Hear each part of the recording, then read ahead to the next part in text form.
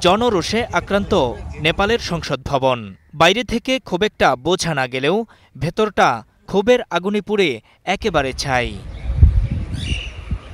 কোনো কোনো অংশ আবার পুড়ে ভেঙেই পড়েছে। নিচতলা তো বটেই, অন্য তলার অবস্থাও একই। ভবনটির কোথাও কোথাও এখনো জ্বলছে আগুন, নেভানোর চেষ্টায় ফায়ার সার্ভিসের কর্মীরা। এ চত্বরেই পুলিশের গাড়িসহ পড়ে আছে বেশ কিছু সরকারি গাড়ির ধ্বংসস্তূপ।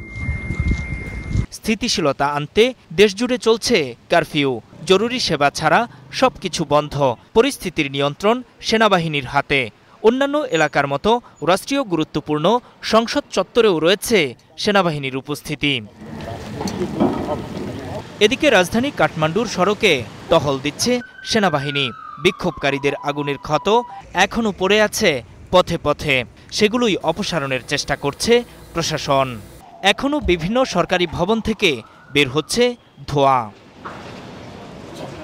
সরকারের দুর্নীতি, মন্ত্রী এমপিদের সন্তানদের বিদেশে বিলাসী জীবন আর সামাজিক মাধ্যম বন্ধ করে দেওয়ার ক্ষোভ শেষ পর্যন্ত সরকার পতন আন্দোলনে মোড় নেয়।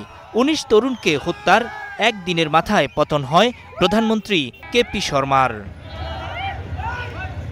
নূর মোহাম্মদ, স্টার নিউজ।